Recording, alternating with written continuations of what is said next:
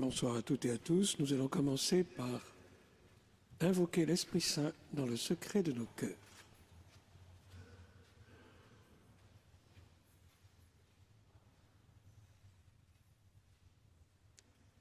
Demandons à la Sainte Vierge qu'elle nous rende dociles au souffle de l'Esprit. Je vous salue, Marie, pleine de grâce. Le Seigneur est avec vous. Vous êtes bénie entre toutes les femmes, et Jésus, le fruit de vos entrailles, est béni. Sainte Marie, Mère de Dieu, priez pour nous pauvres pécheurs, maintenant et à l'heure de notre mort. Sainte Thérèse de l'Enfant Jésus de la Sainte Face, Saint Louis et Sainte Zélie Martin,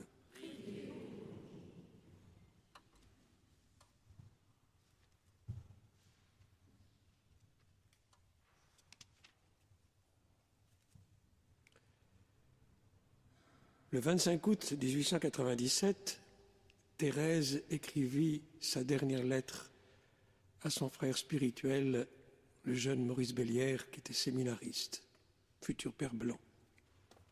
En fait, ce n'était pas une lettre vraiment, c'était une image sur laquelle étaient représentées les mains d'un prêtre tenant une hostie sur laquelle était dessiné l'enfant Jésus. Et comme légende de l'image, Thérèse avait écrit cette phrase « Je ne puis craindre un Dieu qui pour moi s'est fait si petit. Je l'aime car il n'est qu'amour et miséricorde. » Thérèse est le docteur de l'amour miséricordieux. Et c'est cette découverte de l'amour miséricordieux chez Thérèse et qu'elle veut nous faire partager dont je voudrais nous entretenir ce soir. Thérèse a fait l'expérience de l'amour d'abord dans sa famille. « Toute ma vie, le bon Dieu s'est plu à m'entourer d'amour », écrit-elle. Et si j'étais entouré d'amour, le bon Dieu avait mis aussi beaucoup d'amour dans mon petit cœur. Aussi, j'aimais bien papa et maman. Et puis ensuite, elle va détailler ses 4 sœurs, puisqu'elle n'a pas connu les 4 petits-enfants qui sont morts en bas âge avant elle et qui sont nés avant elle. De cet amour de ses parents, elle découvre aussi, ses parents lui enseignent l'amour de Dieu, et elle découvre l'amour de Dieu à travers l'amour de ses parents aussi. Et à travers aussi, dans son cheminement spirituel, comme elle le racontera évidemment dans l'Histoire d'une âme en 1895, dans ce qu'on appelle le manuscrit A, eh bien, elle découvre tout au long de sa vie, de son cheminement, comment l'amour de Dieu intervient dans son cœur, comment la miséricorde de Dieu, la miséricorde qui se penche sur les petits. D'ailleurs, elle commencera l'Histoire d'une âme en disant « Je ne veux pas raconter l'histoire de ma vie, simplement les miséricordes de Dieu dans ma vie. Et c'est la miséricorde seule de Jésus qui a fait tout ce que je suis, dira-t-elle. » Et parmi ces grands moments de miséricorde, il y aura le sourire de la Vierge le 13 mai 83, mais nous l'évoquerons samedi. Il y aura la grâce de Noël de 1886, que j'ai déjà évoqué hier soir. Et il y aura beaucoup d'autres, évidemment, moments de grâce, mais je ne veux pas rallonger, sinon on prendrait du temps. Il y aura l'acte d'offrande à l'amour miséricordieux le 9 juin 1895. Alors comment en est-elle arrivée là? Comment en est-elle arrivée là? Eh bien, elle en est arrivée là parce qu'elle s'est laissée conduire par Dieu. Vous savez, dans l'Évangile, Jésus bénit son Père d'avoir caché ces choses aux sages et aux savants et de l'avoir révélé aux tout petits. Eh bien, Thérèse fait partie de ces petits, c'est-à-dire de ceux qui acceptent de s'abaisser devant Dieu, de reconnaître qu'ils ne sont rien devant Dieu, de reconnaître qu'ils ont besoin de Dieu. Et elle pourra écrire « Parce que j'étais petite et faible, il, c'est-à-dire Dieu, s'abaissait vers moi et m'instruisait dans le secret des choses de son amour. » Et donc, elle chemine et elle découvre progressivement l'amour de Dieu, et particulièrement comme un amour de miséricorde, c'est-à-dire cet amour qui dépasse les lois de la justice, mais qui donne au-delà de tout mérite. Et moins on mérite, et plus Dieu a de la joie à donner. Ça nous déconcerte. Le bienheureux Marie-Eugène de l'Enfant Jésus dit que nous sommes comme le frère aîné du Fils prodigue, nous sommes armés d'une justice égalitaire qui voudrait que Dieu nous rende donnant pour donnant. Et il dit, avec Sainte Thérèse de l'Enfant Jésus, eh bien, il faut se hausser aux mœurs de Dieu. Il faut être pauvre, faible, offrir sa pauvreté, sa faiblesse, voire son péché, l'offrir à la miséricorde infinie de Dieu pour l'attirer, pour satisfaire son besoin de se donner.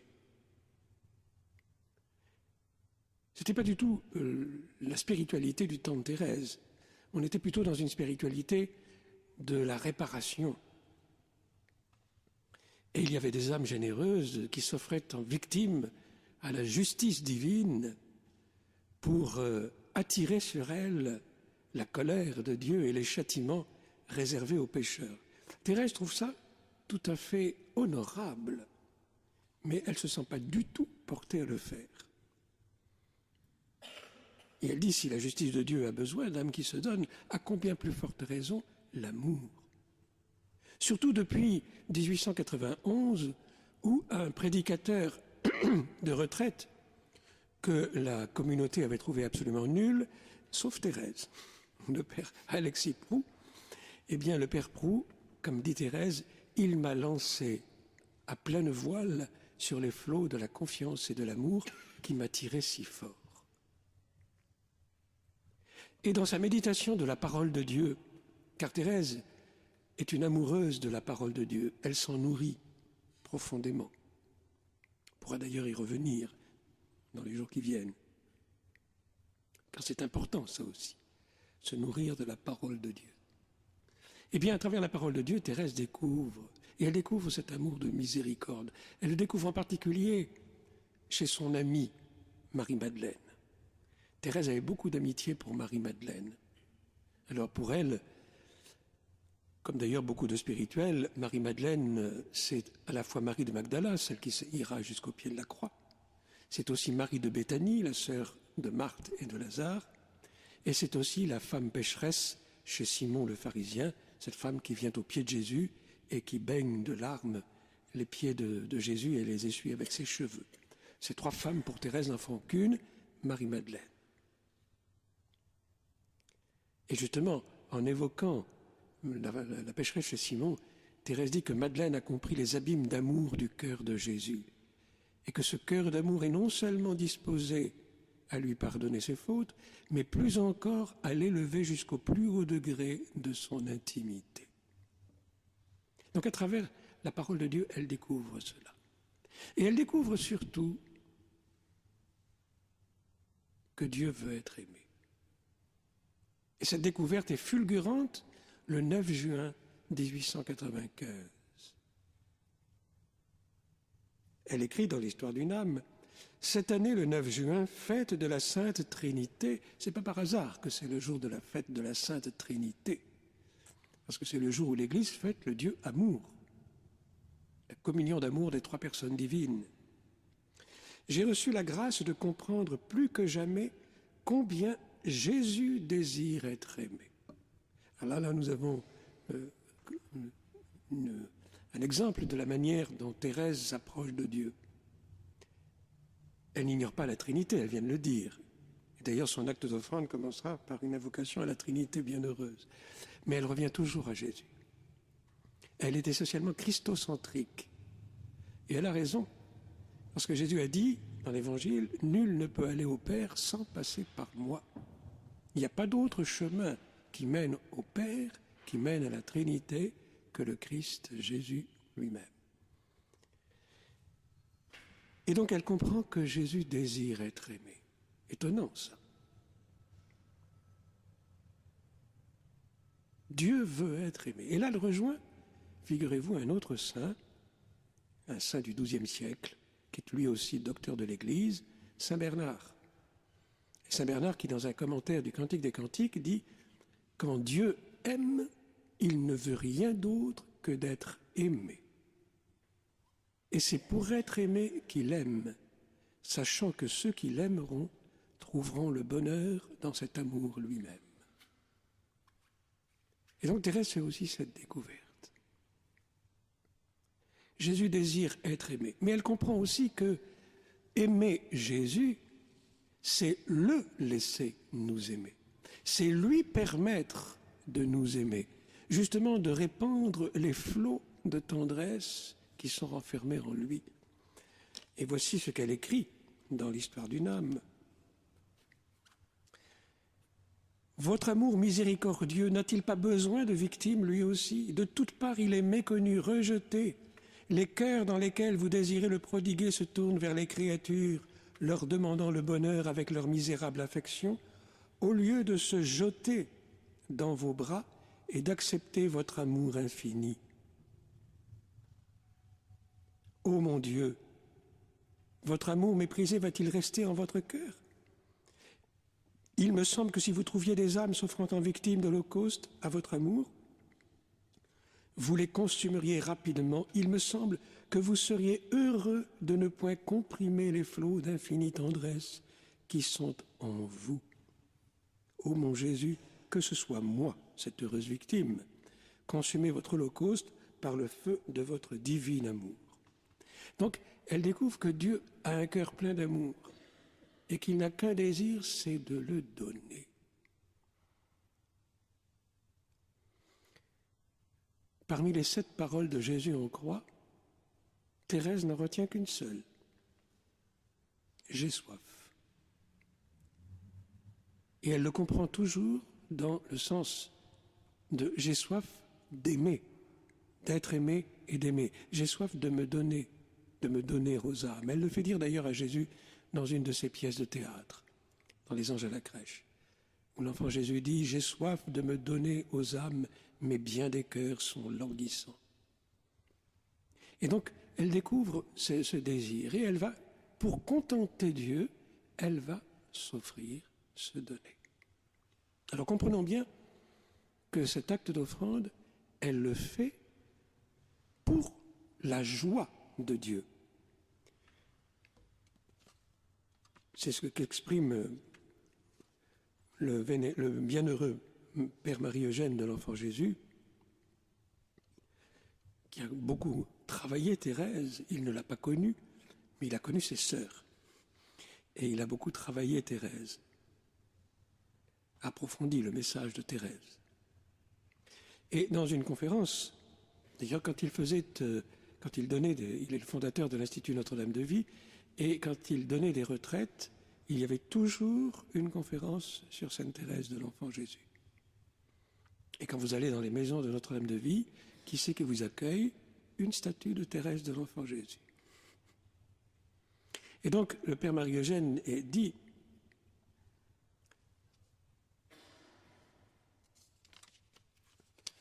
à propos de Thérèse, elle rêve de faire son offrande à l'amour miséricordieux. Oh, ce n'est pas directement pour recevoir de l'amour, c'est pour faire plaisir au bon Dieu. C'est pour que Dieu ait la possibilité, la facilité de se donner autant qu'il le désire. Elle se fait victime d'amour, elle consent à être brûlée d'amour, pourvu que le bon Dieu soit content. C'est pour lui faire plaisir, ce n'est pas pour être sainte, ce n'est même pas directement pour le donner aux autres, ce qu'elle fera aussi, mais pour satisfaire le bon Dieu. Son offrande est théologale. Thérèse ne regarde que Dieu et elle vit de cet amour. Elle veut contenter le bon Dieu, lui faire plaisir, lui permettre d'aimer. Et c'est pour ça qu'elle s'offre spontanément le 9 juin. Mais elle perçoit que cette offrande est d'une importance capitale. Elle le dira elle-même d'ailleurs. Alors elle veut le faire dans les règles. Elle est religieuse.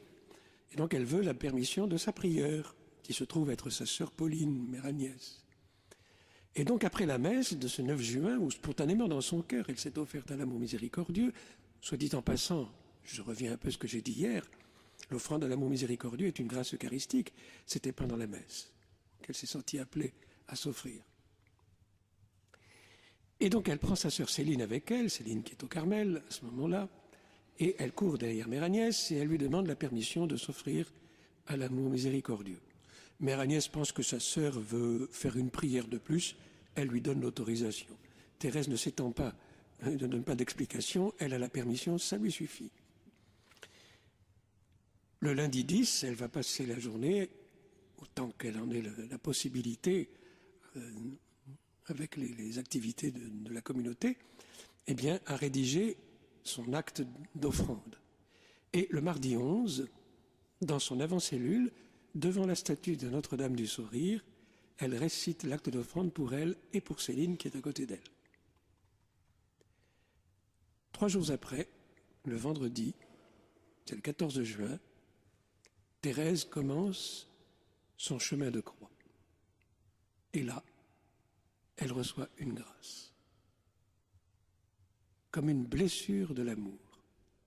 Alors, elle a raconté cela à sa sœur Pauline le jour même, mais elle n'a pas trop insisté parce que Pauline n'aimait pas beaucoup les choses extraordinaires. Alors Thérèse lui a raconté, mais elle ne s'est pas étendue.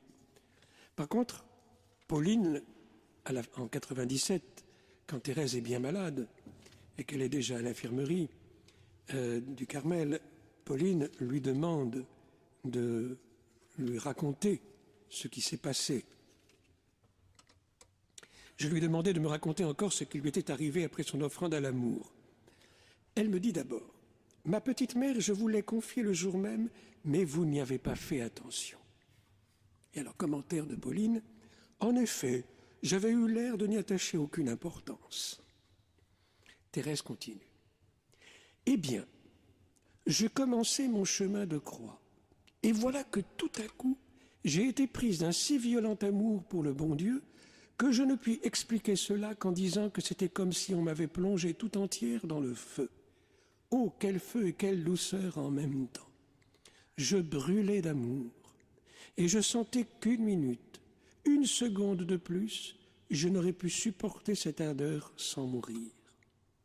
J'ai compris alors ce que disent les saints de ces états qu'ils ont expérimentés si souvent. Pour moi, je l'ai éprouvé qu'une fois et qu'un seul instant, puis je suis retombé aussitôt dans ma sécheresse habituelle. » Donc ça ne dure que quelques secondes à peine. Alors c'est une grâce particulière que les théologiens appellent une grâce de maternité spirituelle qui est accordée à certains saints qui sont appelés à avoir un rayonnement particulier dans l'Église, ce qui est le cas évidemment pour Thérèse de l'Enfant Jésus, désormais docteur. Un peu plus tard, elle ajoute « Dès l'âge de 14 ans, j'avais bien aussi des assauts d'amour. Ah, que j'aimais le bon Dieu! Mais ce n'était pas du tout comme après mon offrande à l'amour. Ce n'était pas une vraie flamme qui me brûlait. » Et donc, après cette offrande à l'amour miséricordieux, eh bien, elle est brûlée et elle va vivre, j'allais dire, de cet amour qui la consume. Et dans les textes qu'elle nous laisse, eh bien, apparaît justement cette image du feu de l'amour. C'est-à-dire quasiment l'histoire d'une âme, et puis la seconde partie de ces poèmes, eh bien, sont imprégnés de ce feu d'amour. Alors, à Mère Agnès, elle va lui dire justement comment ce qui s'est, avec cette grâce de l'amour miséricordieux, elle lui dit ceci. « Vous qui m'avez permis de m'offrir ainsi au bon Dieu, vous savez les fleuves ou plutôt les océans de grâce qui sont venus inonder mon âme. » Elle donne ainsi la joie à Dieu de se donner. « Depuis cet heureux jour, il me semble que l'amour me pénètre et m'environne. Il me semble qu'à chaque instant, cet amour miséricordieux me renouvelle, qu'il purifie mon âme et n'y laisse aucune trace de péché. Aussi, je ne puis craindre le purgatoire. Je sais que par moi-même, je ne mériterai pas même d'entrer dans ce lieu d'expiation, puisque les âmes saintes peuvent seules y avoir accès. Thérèse a une très haute opinion du purgatoire. Pour elle, ce n'est pas simplement un itinéraire de délestage pour arriver au ciel. Il faut déjà être très saint pour mériter de parvenir au purgatoire. Mais elle ajoute, « Mais je sais aussi que le feu de l'amour est plus sanctifiant que celui du purgatoire. Je sais que Jésus ne peut désirer pour nous de souffrances inutiles et qu'il ne m'inspirerait pas les désirs que je ressens s'il ne voulait les combler. » Elle invite finalement à se laisser consumer par cet amour. Pour la joie de Dieu. Pour la joie de Dieu. Pour que Dieu ait cette joie, eh bien, de nous inonder de sa grâce, de son amour, de sa miséricorde, en nous rappelant que sa miséricorde se donne justement au-delà de tout mérite, comme je l'ai dit tout à l'heure, et comme le Père Marie-Eugène le dit d'une façon catégorique plusieurs fois. Dieu amour n'est pas connu. On connaît le Dieu de justice donnant et on cherche à acquérir des mérites. Mais Thérèse pense que ce n'est pas comme ça qu'il faut le prendre. Dieu est amour, Dieu est miséricorde. Or, qu'est-ce que la miséricorde? C'est l'amour de Dieu qui se donne au-delà de toutes les exigences et de tous les droits. Le Concile de Trente nous dit que Dieu distribue ses dons de deux façons, par justice, c'est-à-dire en récompensant les mérites, et par miséricorde, c'est-à-dire au-delà de tout mérite. Il obéit alors à sa propre nature, car il est amour bien diffusif, il a besoin de se donner sa joie et de se donner. Et donc c'est bien pour la joie de Dieu. Et lorsque nous venons au Seigneur, lorsque nous nous approchons du Seigneur, dans la prière, dans les sacrements, dans l'Eucharistie, nous sommes invités à ouvrir notre cœur. J'allais dire moins pour nous-mêmes, même si nous avons des besoins. Mais votre Père sait ce dont vous avez besoin, nous dit Jésus. Que pour donner à Dieu cette joie qu'il a de se donner.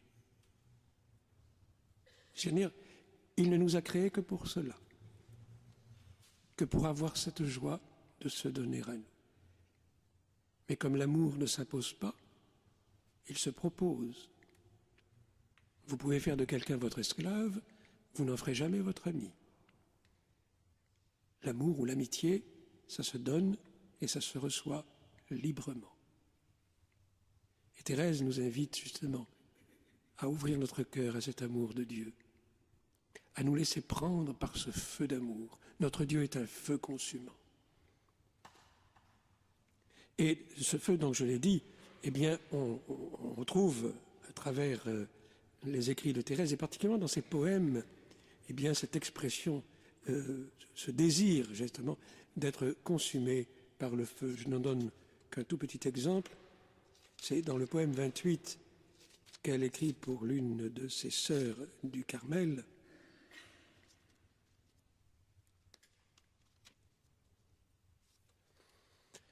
Ton épouse exilée sur la rive étrangère peut chanter de l'amour le cantique éternel, puisque mon doux Jésus, tu daignes sur la terre du feu de ton amour l'embraser comme au ciel. Mon bien-aimé, beauté suprême, à moi tu te donnes toi-même, mais en retour, Jésus, je t'aime, et ma vie n'est qu'un seul acte d'amour. Amour qui m'enflamme, pénètre mon âme, viens, je te réclame, viens, consume-moi, ton ardeur me presse, et je veux sans cesse, divine fournaise, m'abîmer en toi. On pourrait prendre d'autres textes où Thérèse nous parle justement de cet amour qui l'a conçu. Mais en même temps, elle a dit, c'est pas directement pour elle-même ni pour le donner, c'est pour la joie de Dieu, mais elle veut en être aussi le propagateur. Et justement, dans un autre poème, elle dit « Rappelle-toi de la très douce flamme que tu voulais mettre dans les cœurs, ce feu de ciel, tu l'as mis en mon âme, je veux aussi répandre ces ardeurs, que je veux, ô mon Dieu, porter au loin ton feu, rappelle-toi. » Et quand ce feu, c'est le feu de l'amour, c'est faire aimer le Seigneur. Je ne voudrais pas autre chose, dira-t-elle à l'un de ses frères spirituels quelques semaines avant sa mort, autre chose dans le ciel que ce que j'ai voulu sur la terre, aimer Jésus et le faire aimer d'une multitude d'âmes qui le béniront éternellement. Alors il y a un chemin pour accueillir cet amour. Et ce chemin, c'est la petite voie qu'elle enseigne, la petite voie de la confiance. Une confiance inéluctable, aveugle, totale. Elle le dira d'ailleurs dans une lettre à sa sœur Marie, Marie du Sacré-Cœur. Ce qui plaît au bon Dieu dans ma petite âme, c'est de me voir aimer ma pauvreté et ma faiblesse. C'est l'espérance aveugle que j'ai en sa miséricorde. Voilà mon seul trésor. Pourquoi ce trésor ne serait-il pas le vôtre? Ce qu'elle dit à Marie, elle nous le dit aussi à nous. Pourquoi ce trésor ne serait-il pas le vôtre? Et même si vous vous découvrez petit, pauvre et pécheur, eh bien ça ne fait rien. Au contraire, c'est alors qu'il faut ouvrir son cœur à la miséricorde. Et elle dit, si loin que nous soyons, Jésus viendra nous chercher, il nous transformera en flamme d'amour. C'est la confiance, et rien que la confiance, qui doit nous conduire à l'amour. Et je vais conclure, enfin laisser la conclusion, encore une fois, au bienheureux Marie-Eugène de l'Enfant Jésus, dans la conclusion d'une conférence qu'il avait donnée en 1947, ici à Paris, à l'Institut catholique, à l'occasion du 50e anniversaire de la mort de Thérèse. Conférence qu'il avait intitulée « Thérèse de l'Enfant Jésus, docteur de la vie mystique ». Et il écrit ceci. « En nous découvrant le brasier vivant de la miséricorde divine qui cherche à se répandre, qui trouve sa joie à se donner et se plaint seulement de ne pas trouver d'âme qui consente à se laisser consumer, Sainte Thérèse de l'Enfant Jésus nous montre la volonté sanctificatrice de Dieu, sa réalité ardente et efficace, en nous assurant que cet amour n'attend de notre part, pour satisfaire ses désirs d'effusion et pour nous consumer, qu'une disposition de confiance et d'abandon. » Un peu plus loin, il écrit « À notre civilisation raffinée et blasée, qui a perdu le sens de l'infini et qui en souffre, Dieu a envoyé une enfant, Thérèse, qui, avec les charmes et la pureté lumineuse de sa simplicité, redit le message éternel de son amour, à savoir qu'il nous a créés par amour, que son amour reste vivant, qu'il est plus ardent encore à cause de nos abandons, qu'il attend que nous l'aimions comme des enfants, que nous nous laissions aimer comme de tout petits enfants.